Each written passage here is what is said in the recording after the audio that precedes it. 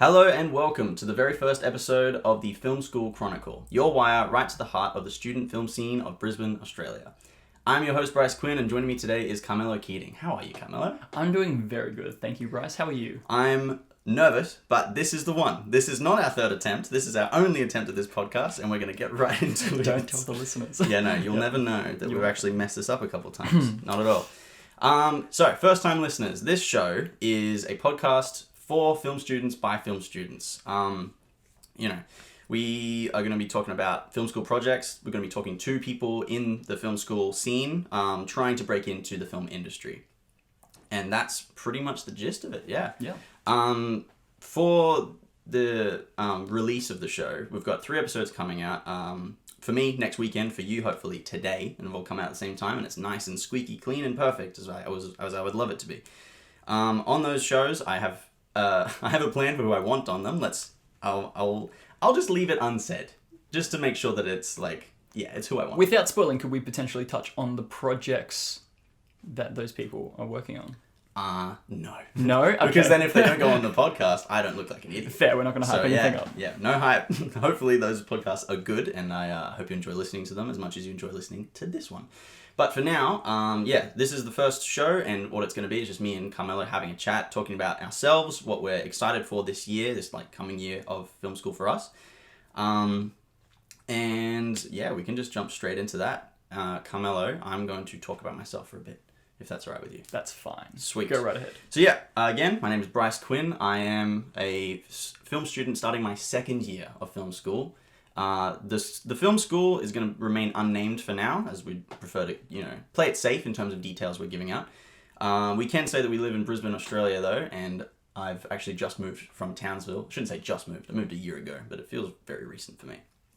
And it's a marked improvement from living in Townsville, I'll say that much.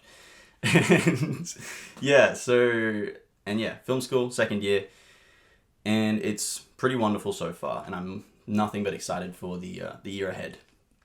Personal stuff about me, I've got many hobbies. I love reading, especially fantasy, nerdy D&D stuff of that sort. Video games, music, I play drums and guitar, and I watch a lot of entertainment. Just for us, WandaVision just finished. That finale was pretty awesome. I'm a big fan of that. And yeah, so I love the MCU. I love all that kind of stuff. I love big, flashy, action-driven kind of things. I'm a big fan of Tenet and all of Nolan's works, but especially Tenet. I love Tarantino stuff. I love, the Spielberg stuff that isn't too old to be enjoyed. And yes, I know I'll be copying hate for that. Spielberg's timeless, you'll all say. But I say, you're wrong. Old things can be old and bad. Oh yeah, Star Wars is fantastic, even though it's old. Completely just turned 180 on my previous statement. And that's me. Carmelo, you ready? I'm ready. Thank you, Bryce. So yes, my name's Carmelo Keating. Yeah, that's Carmelo like Caramello, the koala. It was very confusing when we first met. I was like, is this Carmelo? As everyone, I think I've probably met 200 plus new people in the last few years, and every single one of them is like Caramello the koala. You're all brilliant, you're all original. Oh yeah, Thank every you time it's for original. That. Okay, so yes, I am also in Bryce's cohort, going into our 2nd year of film at an undisclosed film school. So I'm interested in directing and producing those sort of things. Have been interested in directing and writing for a while. Need to do more on writing. I often find it hard to commit to writing a project because it is a big effort. But last year, first year of film school, I got interested in producing, and was fortunate enough to produce an actual TV studio episode that we did for an assessment last year, which was really cool. Films that I like, Star Wars is what got me into film. So I'm one of those sort of people as a kid, saw Star Wars for the first time. Blew me away, and been chasing that dream ever since. Can I quickly interrupt? Yeah, you can. I remember actually when we first met, the first things I heard you say was talking about Star Wars, because we were asked those basic questions like, what got you into filmmaking? Yeah. And I remember your words. I was like, damn, those are some cool words. Do you want me to repeat it? No, I can remember it, I think.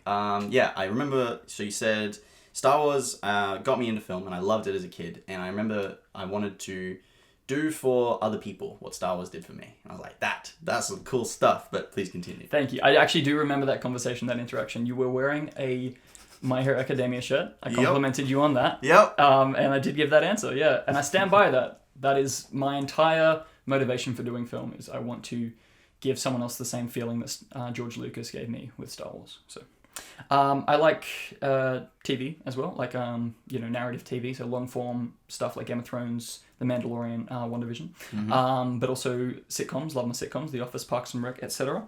Hobbies, I play the drums, so like music that's good to drum to. Love my sport, big fan of cricket and Aussie rules.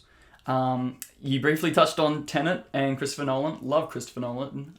Tenet is not only one of my favourites of his, but just one of my favourite films in general. But my real passion, if I have to say one genre, it's war films. I love history, and I love all of the stories that have come out of the world wars and these really, really incredible moments in history. Yeah. I love the idea of like people listening to this and being like, man, why do these guys both love Tenet? Doesn't it suck? Oh my god! 'Cause I found out that apparently it got really bad. Like it's like a bad zeitgeist surrounding the whole film. I don't get it. It's crazy to me. It's such a good movie. Such a good movie. So much fun. What's brilliant about it, just quickly, is that join us on the official Tenet podcast. But you can rewatch it so many times, and because it is something that's so in depth, you'll find something new. I can vouch for that. I've seen it 5 times now. Every time something new. That's what's incredible about it. It's one of those films that kids will try and replicate with their home movies in 20 years' time. Playing things backwards. Yeah, definitely. Yeah. Anyway, I jumped in there. That's good. No, I'm finished with my description, so that's me. Yeah. Sweet. Well, I definitely forgot something in my description because I didn't talk about which is what you want to do. Yeah, what I want to do. So you mentioned that you got into producing. I pretty much from the second I walked in and started listening to what the teachers were saying last year, I was like, oh, I found it. Producing. Let's go. And so organizing, structuring, making sure that everything works and goes to plan is just like my dream. That's what I want to do. I don't know like why I'm like this and no one else seems to either. You love the logistics. Most of us love the art. Yeah, no, but the logistics is what makes good art. I entirely agree. That's why I like the balance of the two. Yeah, one of my favorite things, and this goes against like everything that artistic people are into, but if I can like find the formula for why some artistic thing is good, like the science and the math behind it, makes me so happy. I entirely agree with you. One person I didn't mention who I love in the film industry is George Miller. Love Mad Max and love his films. He's got a quote, I can't actually quote it, I'll paraphrase, but he said that the perfect filmmaking is the blend of art and business. You can't have too much of one without the other. You can't have too much of the art because then it'll never get produced, it'll never get seen by anyone because it'll never get distributed, and you can't just have something that you're going to make money because then everyone who sees it is going to and everyone's going to hate it. So I agree. Excuse my trash talking of the DCEU, but I'm really a big anti-fan of all that. And that pretty much covers me. I also love like sound work. Like sound gear, sound engineering, recording. He's pointing at my mic, my brand new Blue Yeti mic. I'm a big fan of this. It's huge. Anyway. That's my ambitions. I'd love to be a big old movie producer. And now can you do that? So, we're just looking at our list things to go on to because this is the first episode, of course. So, we're actually going to try and talk directly to the first years because hopefully there are some first years out there who are listening to this. First years. Even as second years, we think you guys are valuable. You're valued, of course. Oh, yeah. You're definitely very valuable. Even though we may refer to you as the grunts or the kids, the children, the youngins. The assistants, the production runners, etc. I've got a shirt that says runner on it, and it makes me so proud. It's my first actual on-set job as runner. Yes. Well, anyway, we are going to talk directly to you guys because, this show is all about sort of building a network and... uniting the film school community, no matter what film school you go to. Yeah, between all the grades. And that's something that already exists a lot. The whole idea is about networking, about talking to people, making those connections so that you can get on sets and get more experience. And with this podcast, we'd like to heighten that and bring people on here and talk to them about their experiences. And then the listeners of this podcast will hear them and say, oh, I would love to work with that person. And then, build that... not notoriety. What's the word I'm looking for here?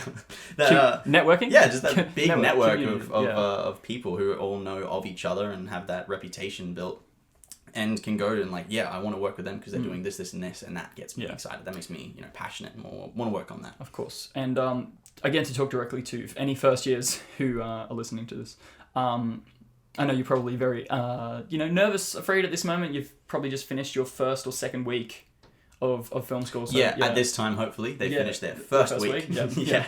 And are starting their second. Yes, but still feeling very nervous, feeling like you're quite small in this large world of not just film school, but, the film industry. And maybe not knowing where to start either. Yeah. And where to, you've got your classes, you go to class, you learn the things, and you talk to people.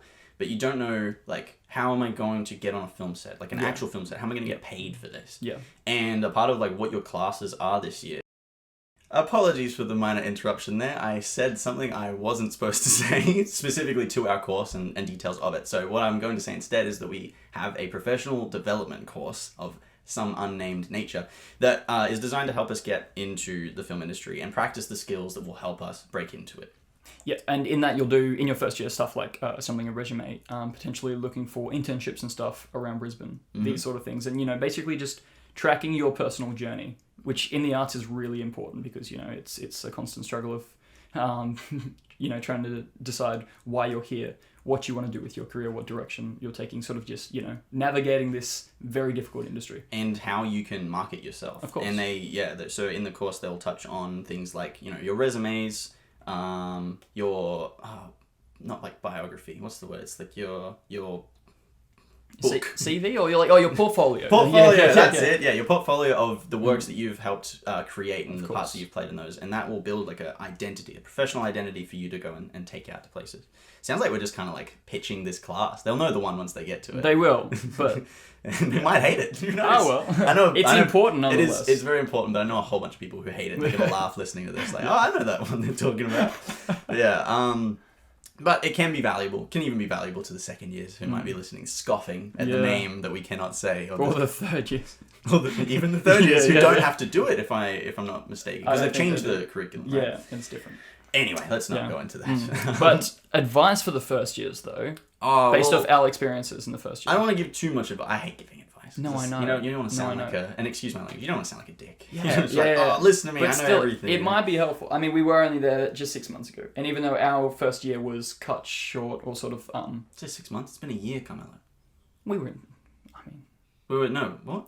I know it's been a year since we started. Yes. But it's really only been 6 months since we were back at uni, though. Oh, you're referring to the massive epidemic that shut down universities. What was the name of that one again? COVID-19. Yeah. So that sent us home, and we actually had to do a lot of our learning online. Of course.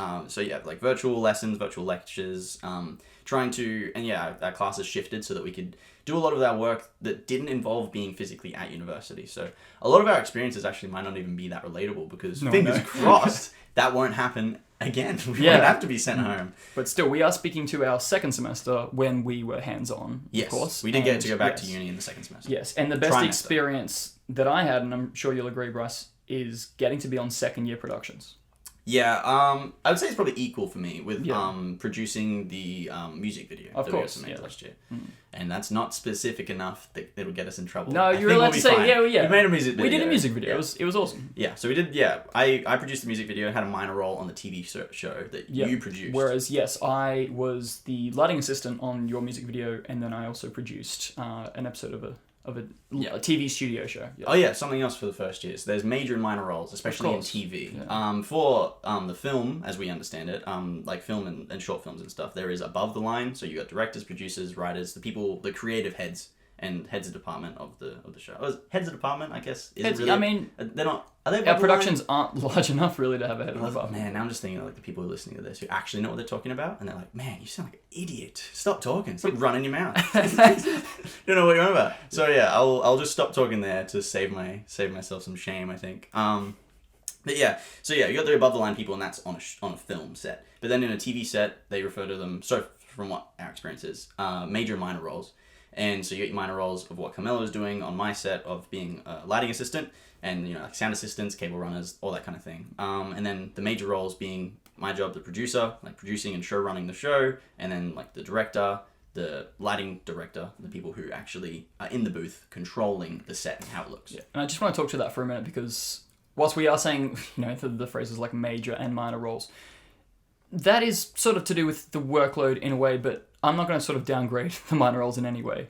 They are every role in these sort of situations on a film set, in TV studio, whatever, all important. I heard one of the Because- teachers yeah. in the orientation day the other day just saying Yeah. like every role's a major role. 'Cause Yeah, if you no, if you exactly. don't have one of the pieces of the puzzle, the show doesn't go. Yeah, Simple as you that. can't not have a lighting assistant, a sound assistant. Yeah, Yeah, just because cable like the handler. lighting assistant's job is to reach up and swivel the light Yeah. doesn't mean they're any less important than Yeah. the director. It just means their job is different. if- It requires different levels of decision making and problem Of solving. course, yeah. So every role is important. And same goes for a film set. So And some roles have the Yeah. luxury of being told what to do. I'm just like I am just a robot. I'm the Yeah. light moving robot who's told by someone else to do their job. yeah, as much as I love directing and producing, that was probably one of the best things about being on a second year production was that I was in these assistant and second assistant roles, and I was just, I was learning as I went, of course, because I didn't have much experience, but they were teaching me and being told what to do and where to go, where to be.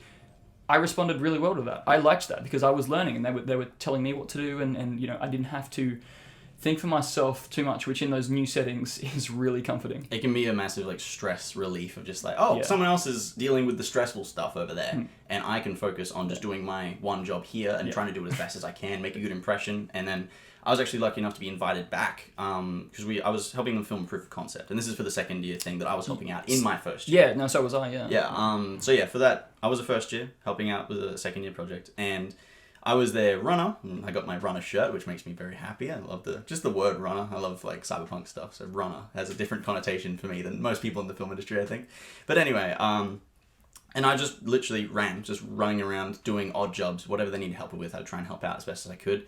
And I ended up helping out in the kitchen a lot because they were organizing their food, and I got invited back as their unit manager. If you're unaware, unit manager is the person responsible for the kind of kitchen/catering stuff and making sure it all runs well and runs smoothly and sanitarily. Is that a word? Yeah, I mean, we're going to say that it is and move on. Yep. But yeah, no, I was in a similar situation.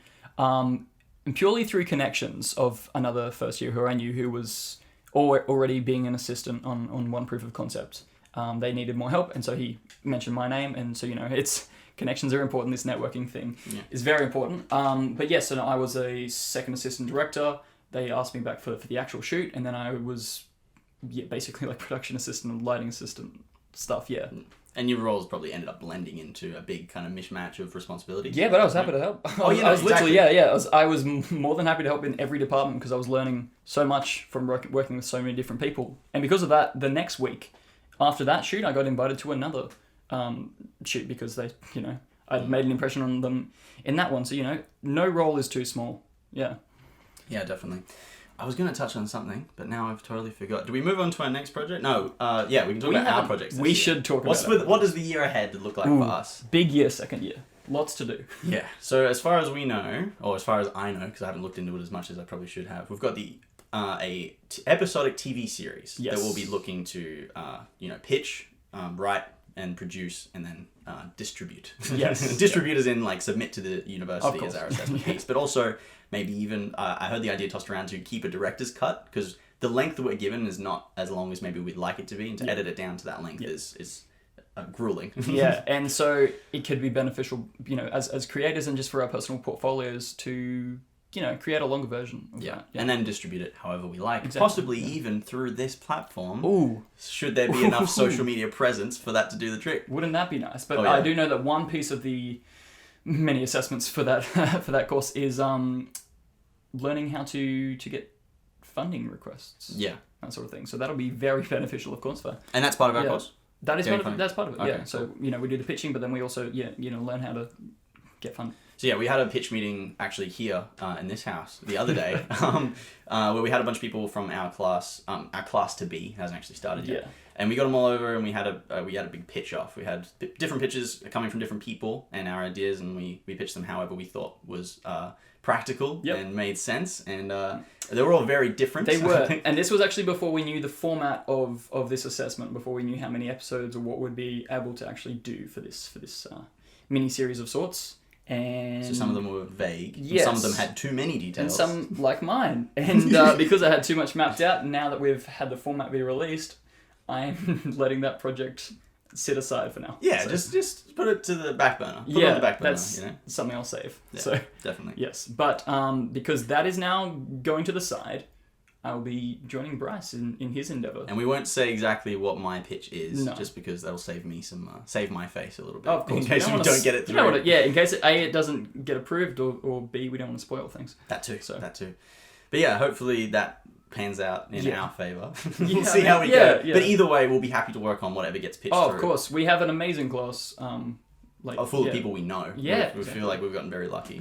I think we already know 3/4 of the class in advance, which is awesome. Again, to talk to the first years, you want to be in that position where you know most of the people in your cohort, ideally, so that when you walk into a class, you can spot friendly faces and you can start pre-crewing. Like getting people together like, hey, I want to do this. I would love to get more practice with sound. I would love to get more practice with editing or anything along those lines, and just get people together and fill those gaps, fill the puzzle pieces, and get ready to pitch. And if you provide a united front, it looks a lot better and a lot stronger. Can even be intimidating to other people pitching. Yeah. Just be like, yeah, we've got this ready. We've got our full pitch deck, all our folders, and all of our ideas assembled neatly and coherently. You need someone like me to do that. And you have them ready to present that way, and it just looks awesome. And it looks so professional and just ready to go. And at least this is for film school level stuff. So this is what I think looks good, but it could be very different once we get out. No, I agree. And we actually took a similar approach in our first year for pitching the TV studio production. We put this whole crew together of, I think it was 8 of us in the end, and we were fully prepared to go up against another really strong pitch. And we pitched unopposed. So all of this, doing all that work in advance was very beneficial, considering we only had 3 weeks to make the project. So. Yeah, see, I had the opposite thing happen to me for the TV show, because I had a friend of mine approach me, and he's like, yeah, I've got this idea that I want to pitch. And I'm like, yeah, I'm happy to help you work on your pitch, because I just got my music video done. Yep. Or I say mine, but our. I was like the producer, so I of course. managed most things. Yeah. And so we finished that, and I'm happy to go into a minor role now. And our friend Seth, I'll name drop. Our friend Seth was like, yeah, I would love you to help me pitch out. And we bounced some ideas back and forth. We got some stuff going, some suggestions, everything like that. We walk in to pitch it, and unbeknownst to us, there was a group of 5 or 6 who were like, yep, we've got this one idea, and they just annihilated us. They had everything ready to go, and I was like, man, they really brought the fire with that pitch. That was really good. So always be prepared. Yes, always definitely be prepared. But yeah, I feel like that covers at least the first trimester. Yeah, that's first trimester. I mean, there is stuff for second semester, but should we move on to our... Well, we have been running for about 22 minutes now, and I feel like we don't want to overstay our welcome. So no. I'm happy to wrap it up there. We could. Yeah, so we'll wrap it up here. I hope you've enjoyed this very, very first episode of the Film School Chronicle, and I hope that the other episodes are equally as enjoyable, if not more. And not as experimental. A bit more hopefully clearly defined. Yeah. But yes, thank you so much for listening, and we'll be seeing you around very shortly. Parting words, Carmelo, or no? Parting words would be, thank you for listening. Thank you for having me, Bryce. No worries at all. It's Thanks been for a coming. pleasure. So. Definitely. All right. Well, we'll be seeing you next time. Thanks for listening.